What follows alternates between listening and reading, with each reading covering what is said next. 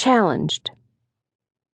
You don't love someone for their looks, or their clothes, or for their fancy cars, but because they sing a song only you can hear. Source unknown. I was 26, single, and I had just bought my first home. It was my very first grown-up purchase. After signing the final paperwork, I decided to stop and visit some friends before heading home to pack.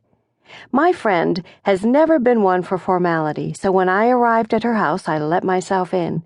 As I came around the corner into her living room, I was a little startled to see a man I had never met sitting on the couch.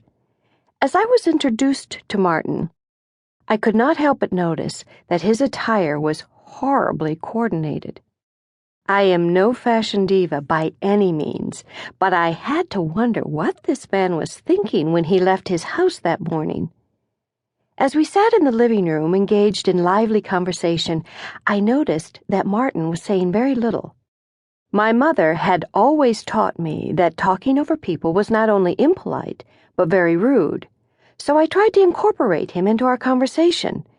No matter what I said to him, all I got was stammering and stuttering. Upon hearing him speak, I mistakenly assumed he was mildly developmentally challenged in some fashion. This would explain his speech difficulty and his clothing. For some reason, when people find themselves in a situation like this, they tend to talk louder and slower. I was no exception, and I must have looked like a complete idiot given what I learned later. After a few hours, I headed home. I had a lot of packing to do, and moving day was coming up fast. A few days later, I went shopping for some window blinds for my new home.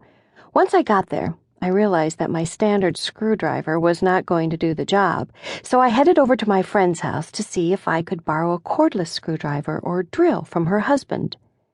When I got there, she explained to me that it was no problem to borrow the drill, but her husband had not made it home from work yet, and she did not know where he kept it. After pausing for a moment, she said that Martin was in the other room, and she would see if he had one. Within a matter of moments, he appeared. This time, it seemed that his speech problem was far worse than the last time we had met. Also, I could not help but notice that he had made another not-so-great fashion choice.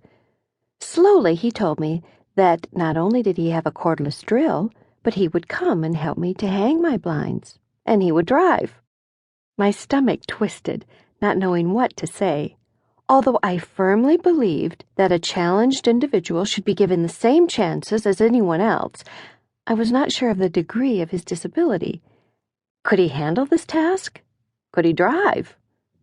Should I trust him? After all, he was a complete stranger. I took a deep breath and agreed. I knew that if my friend was okay with this, he must be up to the challenge. Otherwise, she would have pulled me aside and told me. Hoping for the best, I got into his truck and we headed the short distance to my new home. When we arrived, Martin pulled a toolbox from his truck and went inside. I must say, I was instantly impressed. Before hanging each blind, he measured and marked, taking extreme care not to damage or mar my beautiful new windows. As he traveled from room to room, hanging the blinds, I followed him. By this time, I was more than comfortable with his ability. I just felt I should try to engage him in conversation. During this time, I began to notice something. Martin spoke clearly whenever his back was to me. It was only during face-to-face conversations that his speech became difficult to understand. Then it hit me. Martin was not the least bit mentally challenged. Why then, I wondered, did he have difficulty speaking at times? At the last window, with his back turned, he told me that he and our mutual friends were going out on Friday. He wanted to know if I would like to come along. Without a moment's hesitation, I blurted out, "Yes!" I surprised even myself, as that was something I never did.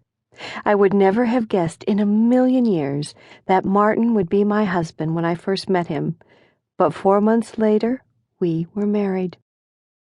By the time we said "I do," the stammering and stuttering came far less often.